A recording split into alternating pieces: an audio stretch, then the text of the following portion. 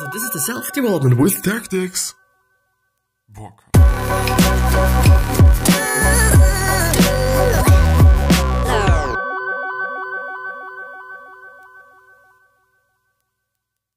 So, this is probably going to be one of the best books that I've ever gone through. It is called How to Be a Billionaire by Martin Fridson. Yes, it is rated 3 out of 10 by Derek Sivers. The link to this summary is as always going to be down in the description, but I do want to point out that the little summary that he is, as always, giving to us, it doesn't seem to be that bad. You know, it actually sounds to be a pretty good book and a pretty interesting book, because a biographical look at billionaires from the last 200 years and lessons learned from how they did it. Some lessons aren't really applicable to the rest of us, like changing government laws to protect your monopoly, but some are, which is pretty cool, I guess, and I'm very interested in it, and I don't know. I do want to point out, just because somebody is rating something relatively low does not by any means mean that it is also something that's not good or bad or whatnot. So yeah, think about that. Keep that in mind, and yeah, I just wanted to point that out, you know, just because I think it is very interesting to always keep those things or some things in mind.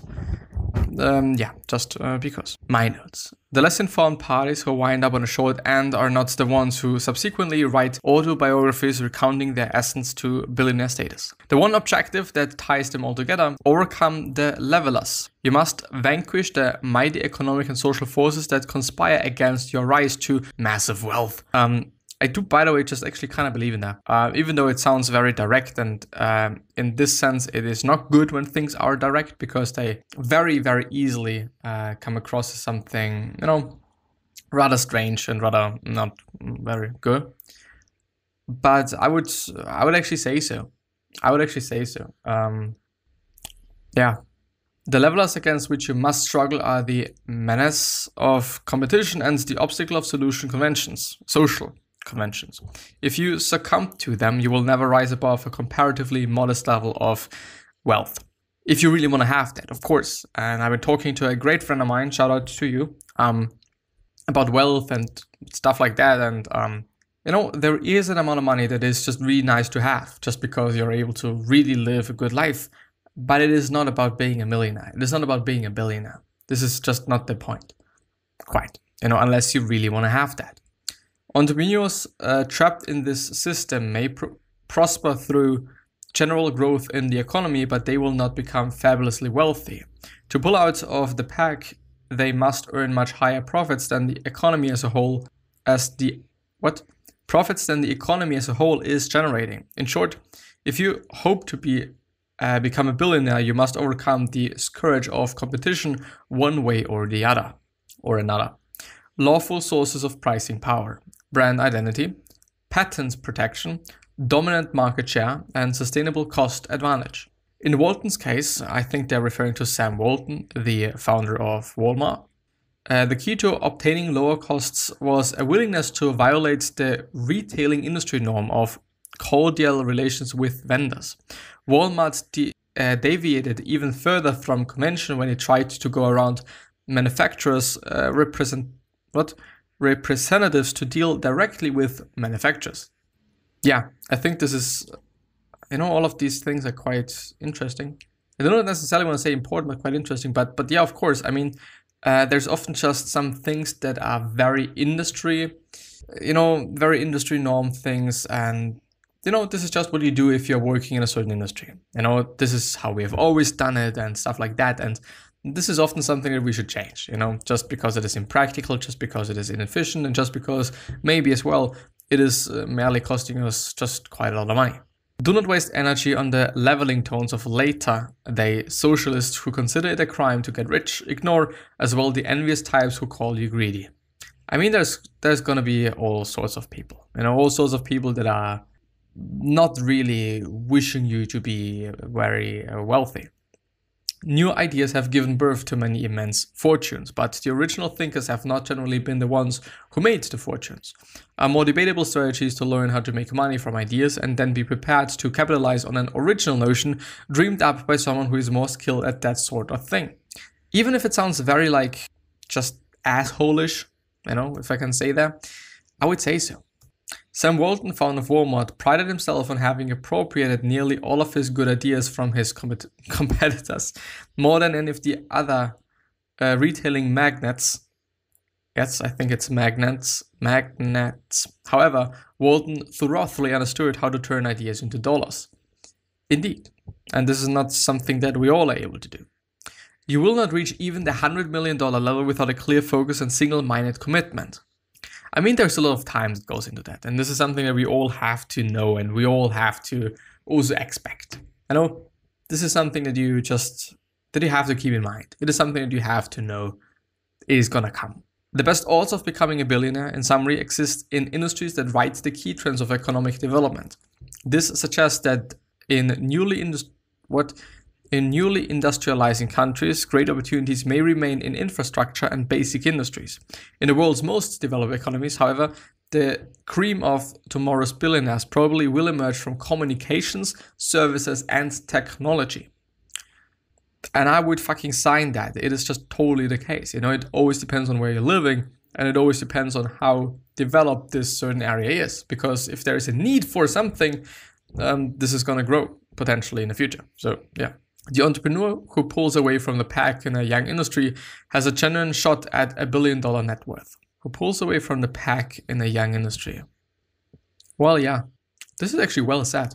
This is really well said, to be honest. Because something that I'm often seeing is that people tend to really be like other people and do the same things as the competitor is doing. And yeah, no. Why? It is actually supposed to not work quite. Overcome the leveling effects of competition by applying superior management skills or investing in political influence. Which, yeah, well, I'm not going to say anything.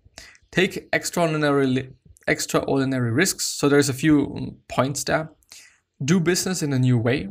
Dominate your market. Consolidate an industry. Buy low, which always makes sense. Thrive on deals. Outmanage the competition, invest in political influence, resist the unions, pursue the money in ideas, which is something that I do not really want to kind of say, but yeah. Rules are breakable, copying pays better than innovating, keep on growing, hold on to your equity, which is totally important, I think. Even though I shouldn't talk because I don't know anything about it, but I believe quite in it. Hard work is essential. Use financial leverage. Keep that back door open, which is something that I often do. But sometimes I feel like, well, maybe I shouldn't do that. Maybe I should really get into one thing and then, just also burn all the bridges. But it's difficult. It's difficult to also generalize that. Make mistakes and then learn from them. Frugality pays. Enjoy the pursuit and develop a thick skin. But especially enjoy the pursuit. If it is something that you absolutely hate, then chances are very small that you're going to get to quite a few things, I guess. He first asked the farmers to name a price for the drilling rights on his land. Then Hunt hurried to town and offered the rights to an oil driller at a higher price. Once he had both sides of the trade in place, he would buy and sell nearly simultaneously, pocketing a profit without risking a nickel. Which is nice. Even though there is some risk to that, because who knows? The route chosen by Parrott and Wharton requires exceptional resistance to the levelers. If you sincerely want to be super rich, you cannot let yourself be deterred by the unavoidable fact that change upsets people. Along with this keen, which is definitely the case by the way, along with this keen instinct for turning a profit, a key ingredient in Parrott's success was his ability to build an organization. He recruited self-starters like himself and let them operate with a minimum of bureaucratic rules. World's shortest procedural manual, do what makes sense. And I think this is actually very important because we often do a lot of things that don't make any sense. In whatever way, whether it is the sense of your gut or whether it is the sense of your fucking head. Things make sense.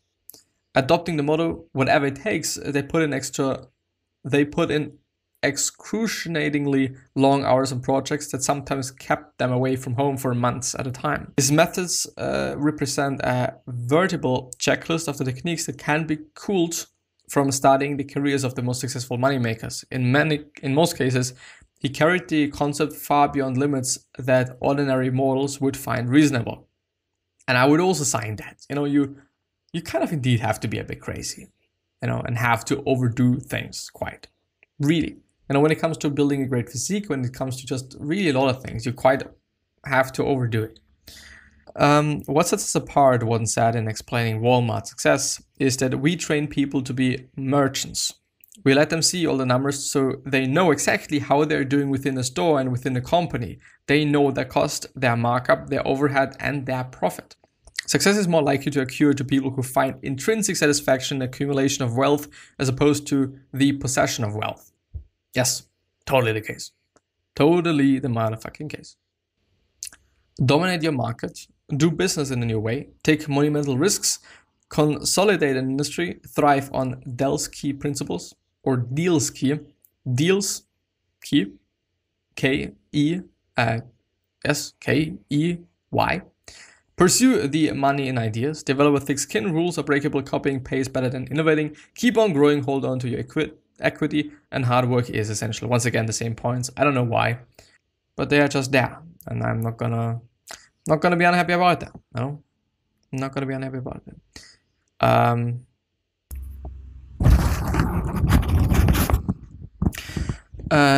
Vaporware, this term refers to the tactic of announcing a software product before it exists, typically to discourage rivals from proceeding with development of competing versions. Is this actually something that we do? Fuck, man. High growth industries that most often spawn vast personal fortunes tend to be characterized by fierce struggles for survival. No one is likely to emerge from such battles without a willingness to push the envelope. Like Sam Walton, Gates exemplifies the success achievable by those who do not fall victim to the not invented here syndrome.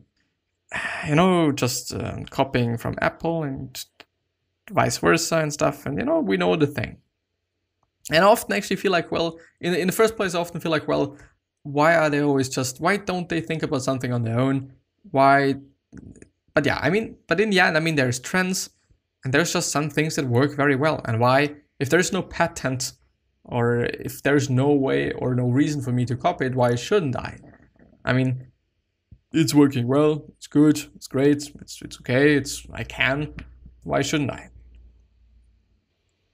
Don't be too proud to take advantage of underserved good fortune.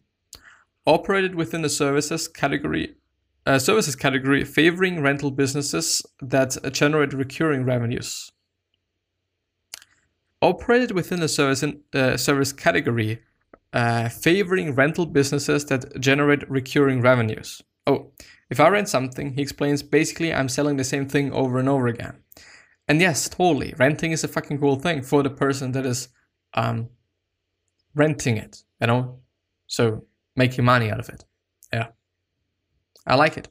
This is also why I just really like just the idea of renting out homes and houses and whatever apartments. But the thing is, you have to buy them then, and they are fucking expensive. And to be able to live off of something like that, the rental business, I do think that you need just quite a lot of money at first. And taking on a credit for that is maybe not the best idea. Not necessarily, or not, if you don't have any money, it is not a good idea probably. But yeah, anyway. He was eager to move on, spurred less by the trappings of wealth than by the challenge of increasing it. Wayne always keeps the carrot for enough out in front of him, and he never really wants to catch it, observes Dean Buntrock. That is his personality. He's never satisfied. Which can be something that's cool. In that sense, it is something that's quote-unquote cool. But if it is really the case that you can't just make yourself happy and stuff, then no. Nah. He once remarked that auto sales and rentals represented $1 trillion market and that he only wanted his fair share. Half. Half $1 trillion. 500 billion. This is insane. Associates report being sent back to the negotiation table 15 times or more until they emerge with terms that satisfy him. A quote-unquote deal, Hugh Senga once told an interviewer with a smile, "It's like chasing a girl, you work at it until she says yes." Which is definitely the fucking case. Definitely. Determined to realize his vast ambitions, Huizenga labored hard to master his emotions and channel his immense energy productively. What could be less complicated than purchasing an asset when nobody wants it, than selling it when no one can live without it? Totally the case. But you just have to know that. And I think this is the art behind that. If it is truly as simple as that, why isn't everybody rich? The standard answer offered by financial gurus is that most inventors lose their nerve when they see the crowd rushing toward the exit. Proactive behavior is one common theme to watch for as you read the following sketches of champions bargain hunters. Observe as well the two distinct ways in which billionaires squeeze pennies until they scream. Not only do they pay as little as possible for the assets they buy, but they relentlessly strive to reduce the operating costs of their properties. Meanwhile, in 1929, the stock market crashed. While others despaired, Getty recognized the debacle as a golden opportunity to satisfy his predilection for paying bottom dollar. Thanks to the plunge in oil company shares, petroleum could be found more cheaply on Wall Street than in the oil patch. It was foolish, Getty reasoned, to buy oil properties with $100 when you could buy them indirectly with maybe $50, which is half, which is always good. Lawrence Tisch's immense wealth derives mainly from buying low and selling high. Observers commonly overlook the negotiation skill that has enabled him to obtain bargains that otherwise might have gone to his rivals. A typical assessment runs along these lines. To triumph as often as he says or has, Tisch or whatever has thumbed his nose at conventional wisdom. He buys companies or stocks when they are widely unpopular and shuns anything that is remotely in vogue. In many such comments over the years, the press has celebrated his knack for finding value while obscuring his effectiveness in adding value. Buying when others appear to be panicking sometimes proves nothing except that there was good reason to panic. And yes, and actually I'm willing to end this episode with that because it's, I think, a very good point in the opposite direction. It's not always good, just buy whenever everyone is selling and stuff. No. Yes, not necessarily. Like there's always two sides of a coin. And yeah, I wish you the best health, of happiness, and also success, and also hope that you're gonna remind yourself and you're gonna be remembered, which basically means your legacy, and basically means just being a nice person, then being remembered as a nice person, which is a pretty fucking cool thing. 3 other questions that I'm gonna have for you are: why are you here? What are you trying to change, and what is bothering you the most? These 3 questions. So hopefully gonna show you your purpose and maybe even a business idea, which is a pretty fucking cool thing. And yeah, another question that I'm gonna have for you is: what could you essentially say that is really gonna make somebody's life better or whatever, and so on. And yeah, with that being said, I'm hopefully gonna see you the next time. Bye bye. Thank you very much from the bottom of my heart, and I'm gonna see you. I hope. Please stay safe and healthy, or selfie. Fuck. Yeah. Anyway, safe and healthy. Bye bye.